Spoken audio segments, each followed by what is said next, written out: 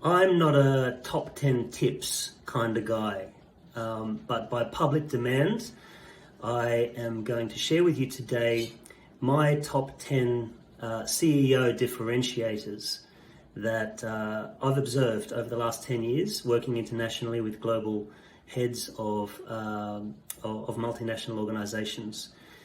I'm going to give you a scattergun approach today. There's a lot in this, and please put in your comments anything that you would like me to elaborate on, because there's going to be a lot here. But here we go. Number one, I'm going to refer to my notes. Number one CEO differentiator that I've observed is level of ambition and drive.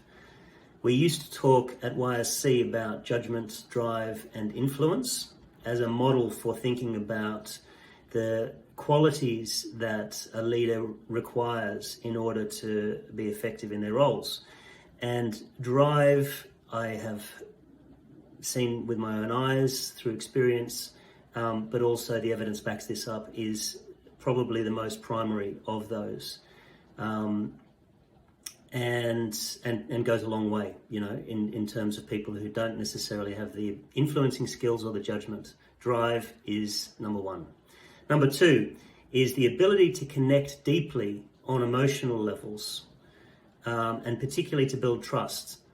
So there are some leaders that I've witnessed, again, who are just extraordinary at being able to connect in a human way, in a personal way, in a vulnerable way, in an authentic way, that makes people do things that they otherwise wouldn't. And it's something that's very difficult to teach. It can be taught, but that's probably my number two in terms of a CEO differentiator. Number three would be, and this is particularly pertinent to our time, is the capacity to make effective decisions in an environment of constant uncertainty, ambiguity, and change. Many leaders can't do that, and they crumble after, when they get to a certain level, because things are not black and white. So that ability to navigate the complexity of constant ambiguity is something I've observed as well.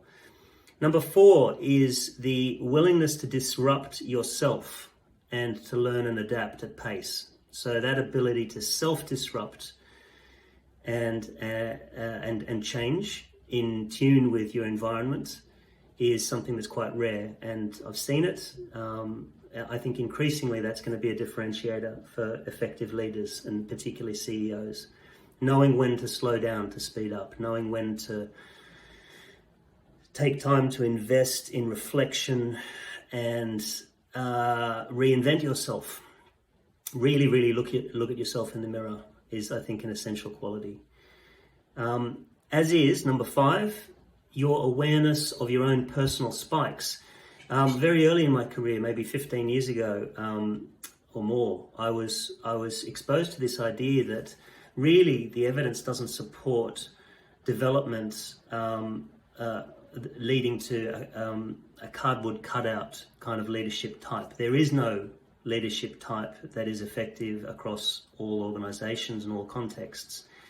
In fact, what we saw was that effective leaders were spiky leaders who had extraordinary strengths that they were aware of and they were able to leverage throughout their careers, and they mitigated those gaps in their competence. So knowing your spike strength and being able to leverage it is number five. Number six is emotional self-management and sustainability.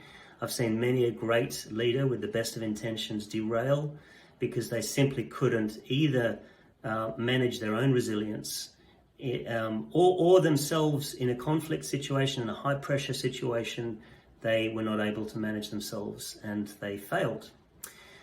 The last four are actually people leadership differentiators. So number seven here is the ability to inspire the mindset shift from I to we.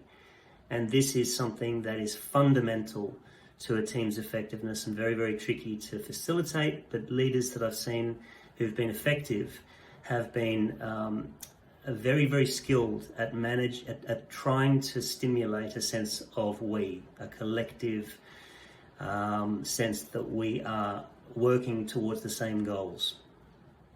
Number 8 is the ability to unleash untapped potential.